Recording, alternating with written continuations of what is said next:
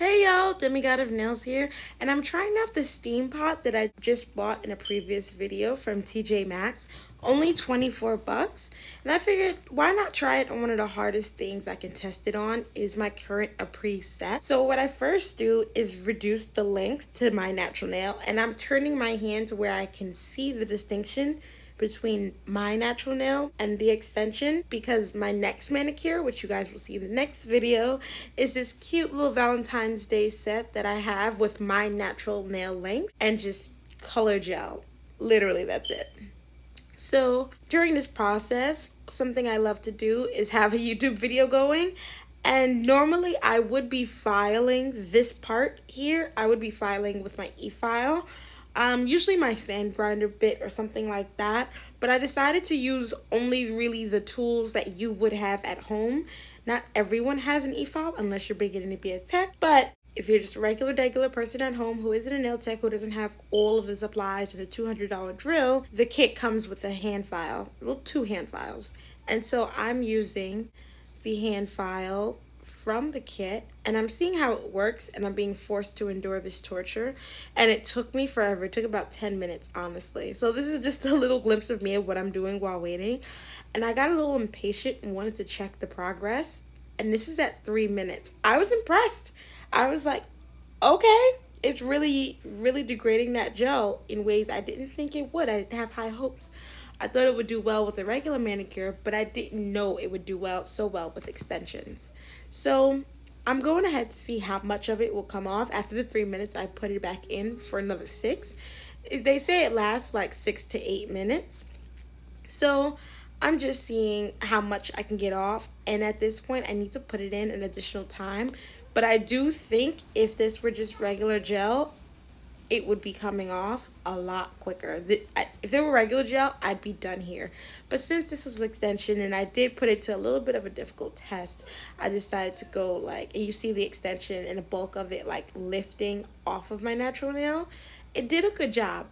It exceeded my expectations, I would say. So for a regular at home, just doing their hands, removing their gel, I believe it works. I'm going to try it on my current set, which is just a gel manicure. I'm going to remove it with that and let y'all know my official review of this. And let me know in the comments below if you've tried this, if you want to try this. Again, I got this for $24.99 at TJ Maxx. My previous haul I will link down below of just stuff I got from TJ Maxx. Nail stuff for under $100. And this was one of my favorite parts of the purchase. I was most excited about this, so of course I had to whip this out right away. Plus, it was an excuse to give me a new set of nails. So I utilized that excuse, and I put it back in, I took it out, and I'm taking off the remaining bits of polish. And I gotta say, I do love the process of the vapors. So a little bit of the science behind it. You put about 5 milliliters of acetone in the base under the black cap you see there that I'm twisting now. And there's a little pod that heats it to a point where vapors rise. It gets it to almost boiling point, so vapors are rising, and those vapors penetrate your gel, lifting and really melt down and melt apart so that it's removed easier. You see my YouTube video going. Shout out to Super Carlton Brothers.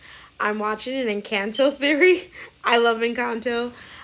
So yeah, this is a long process and I really hate gel removals. So I tend to I put a YouTube video on, I put a Disney Plus video on just so that I'm preoccupied and not chanting in my head over and over how much I hate gel manicures and removing them specifically. That's what I hate about it. So this helps.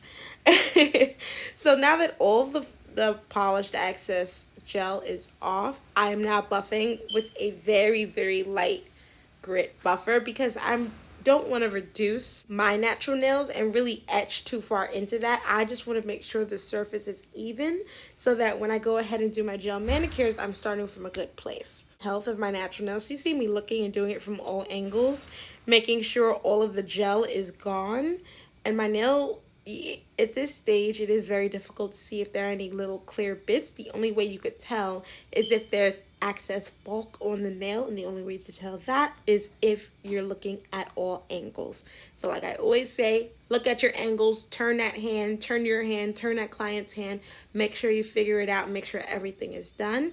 If you're having an even harder time, you can dehydrate the nails further to see if you can distinguish between the two, because any gel extension you put on will come up like this weird powdery, slightly opaque-ish white versus your natural nail, and then you can pick it off from there. So I put this hand in for, I was a little more impatient. I did this for 4 minutes to see how much I could get off so I could put back in, and quite a bit came off. So I feel like I'm in a good place to continue to, scrape it back and maybe buff after that. I just play it by ear. It's important to be patient with yourself in this process. I sometimes get impatient with myself. As you see me here, this hand is going in and out, mainly because I'm getting impatient and wanting to take it out at 2 minutes rather than just letting it go the full 6 to 8. So I also like to use my fingers to take off the actual bits of gel that is already off of my nail.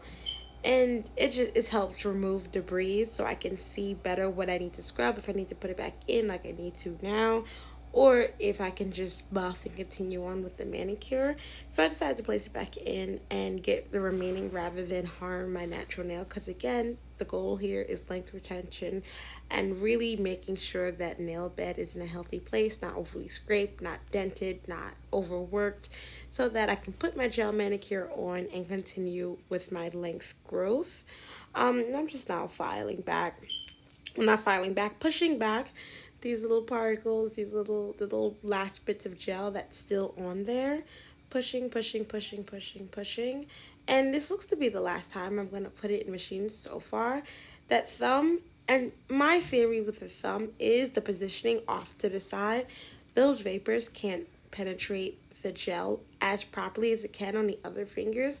So I would suggest, and what I'm going to do next time, is place my thumb in one of the different holes so that it's, it's easier to access those vapors so that the gel can break down in those soluble vapors that is the acetone rising up to the nail, which is the science behind this, and which is why I like about it. I'd rather this than sit in a vat of acetone for 10 plus minutes to get all of this off. I've always hated that. I feel like my skin is just soaking it up right into my bloodstream. Toxins, here we come.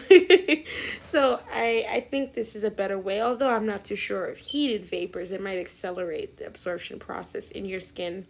But no, I'm I'm getting off track. So maybe that's for more research for me to do on the side, and I'll come back and let y'all know. Comment down below what your reaction is to acetone. My fingers, I don't know, they get super dry, as all does. It's a dehydrator in nature. It does get rid of the excess moisture in any surface it touches, but my skin gets dry to a point it's concerning. That much ash should never be on a human being, which is why my hands are in rehab right now. They are in moisture rehab. I am focusing on them and doing daily skin routines on my hands like I do on my face, and it's working. But acetone was the catalyst for me discovering my hand routine, my hand care routine.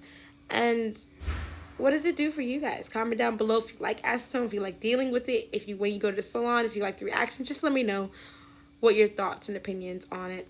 But it's a necessary evil when it comes to nails until they have an alternative. So I'm just admiring the work I've done. No nails broke, none are crooked, my shape is retained. I'm just like, okay, she cute, she real cute. Thank y'all for stopping in. I will see you next time doing my gel manicure. Bye bye, y'all.